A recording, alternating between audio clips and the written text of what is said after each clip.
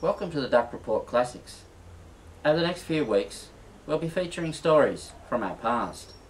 We've been searching through our archives, looking for stories that were groundbreaking, controversial, or for whatever reason, caught the public's imagination. So to get things off to a start, here's a story I did in 1991 about a small village in the Hunter Valley called Wollombi.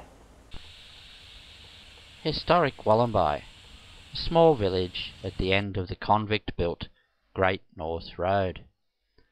First settled by sheep and wheat farmers in 1830, it was once the thriving centre of the Hunter Valley. Until the railway was built, now it's a popular stop for travellers on their way to the wineries of the Hunter Valley. A peaceful little town. But Wollombi is not what it seems. It's a town living in fear. Fear of violence. I'm in Wollombi, in the Hunter Valley of New South Wales, where the local population are under attack from the birdlife that live in the swamps that surround this tranquil little town. Now, the attack started a few years ago, at which time the local council erected these warning signs. But the attacks have increased in severity and ferocity over the last few months, to the point where the town is now under siege. Now, these birds, known locally as flasher birds, are about the size of a large chook, have long legs and sharp claws, and a small tail that they flick back and forth. And a professor of fowl studies from the University of New England, who's been studying the behaviour of the flasher bird for some years, believes that the birds are organised, that they communicate via their tail movements, and that their leader's name is Colin. We'll talk to the professor in a few moments, but first... Oh, look out!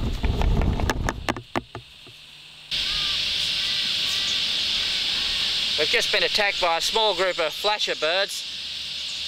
The professor and the sound engineer are both down and in a bad way. Myself and the cameraman have only sustained minor injuries. Look, we're in a bit of a sticky situation here.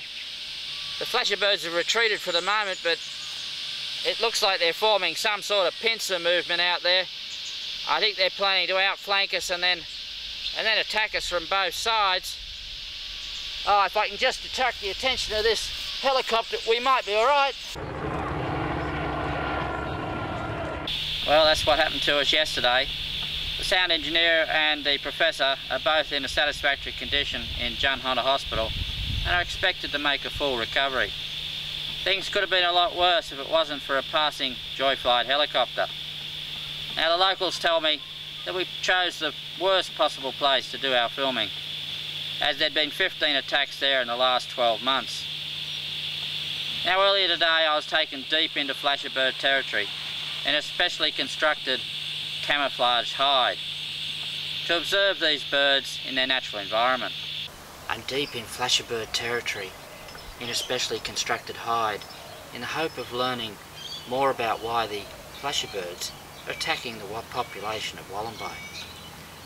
For every flasher bird you see, I'm told there's another 10 you can't. Look, that's Colin, the leader of the flasher birds. I wonder what he's thinking. I wonder what history will make of Colin. Terrorist or freedom fighter?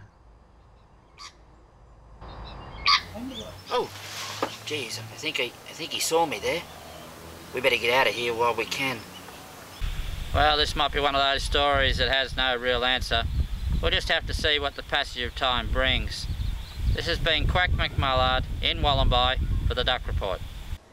When that story went to air, it caused the government to react, and they sent more police and National Park rangers to the Wollombi area in an effort to keep the peace.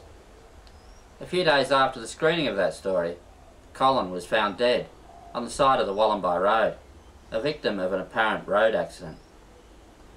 After Colin's death, the flasher birds faded away into the swamps, and there's been no reported attacks since. The Royal Commission into what became known as Wollombi Gate found no evidence of foul play in the death of Colin. Well, that's it for this classic duck report. Tune in next week when we'll have more classic reports from our archives. I'm Quack McMullet. Bye for now.